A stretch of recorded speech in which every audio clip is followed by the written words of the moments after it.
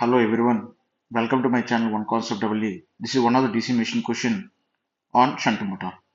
Here they given the number of poles is 2. Number of parallel paths equal to number of poles because it's a lap winding. They given total number of conductors is 360. They given it is a constant flux of 50 milliamp 60 milliweber. Constant flux means IF is constant. And they given the motor has armature resistance of 0.12 ohm and designed to operate at 240 volts and taking a full load current of 60 amps.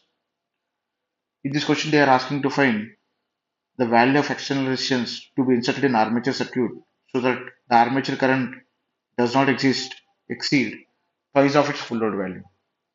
Here, let's write down the data. Here, the given number of poles is 2. Number of parallel paths is equal number of poles because it's a lap winding. Total number of armature conductors is 360 and flux is a 50 milliweber.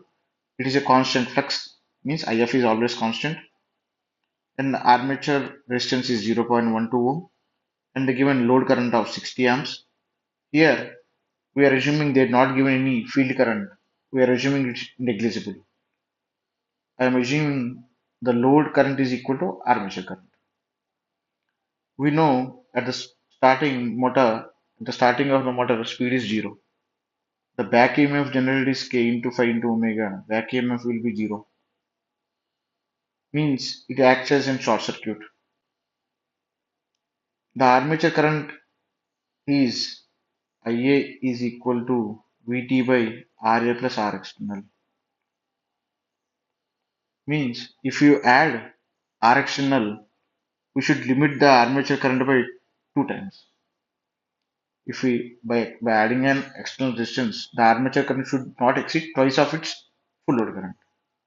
That's I written here. Here the armature current IA is equal to 60 amps. By substituting all the data, I am getting an external resistance of 1.88 ohm. Means if we add 1.88 ohm in series with an armature circuit, at the starting, the armature current will not exceed twice of its full load value. In the second question, they are asking like when the motor reaches its full speed, its final speed, the external resistance is completely cut off.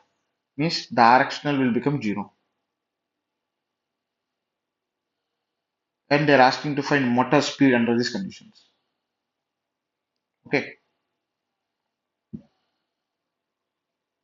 now you see the armature current of 60 amps. We need to find speed. We already know the back EMF generated is equal to Vt minus IRA. Armature current is 60 and we are already given external resistance is cut off. External resistance is fully cut off, or removed.